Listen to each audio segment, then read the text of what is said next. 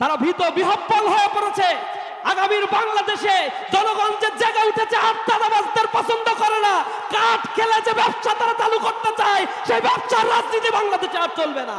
এই ব্যবসা 2022 সালে আওয়ামী লীগ খেলছে। 1 কোটি কাঠ দিয়ে 32 লক্ষ কাঠ ছিল অকেজো। 68 লক্ষ কাঠ দিয়েছে তাদের নিজস্ব চ্যানেলে। উপজেলা পর্যন্ত আওয়ামী লীগের নেতা কর্মীরা এই কাঠ দিয়ে বাণিজ্য করে কোটি কোটি টাকা তারা হাতিয়ে নিয়েছে। ব্যবসা বাণিজ্য করে ফুলে ফেপে অনেক বড় হয়ে গিয়েছিল তারা। এটা নিকট অতীতের ইতিহাস, জনগণ এগুলো মনে রাখছে। আবার সেই প্রতারণা করা শুরু করছে। আবার দেখলাম ধরা খেয়েছে, কার্ড দিয়ে 100 টাকা করে নিচ্ছে এখনই যদি 100 টাকা নেয়, পরবর্তীতে এই কার্ড নিয়ে কি পরিমাণে চাঁদাবাজি করবে এই 1.5 বছরের জনগণ তা বোঝে নাই। পুরান ঢাকার মানুষ কি সাক্ষী না? তারা জনগণকে কিভাবে লাঞ্ছিত করেছে। এই পুরান ঢাকার মাটিতে তারা পাথর মেরে মানুষকে হত্যা করে নাই চাঁদাবাজির জন্য।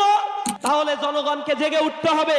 আগামীর 12ই ফেব্রুয়ারি নতুন বাংলাদেশের সূর্য উদিত হবে, যে বাংলাদেশ হবে ঐক্যবদ্ধ, স্বনির্ভরশীল, আত্মপ্রত্যয়ী আর ইনসাফের একটি বাংলাদেশ।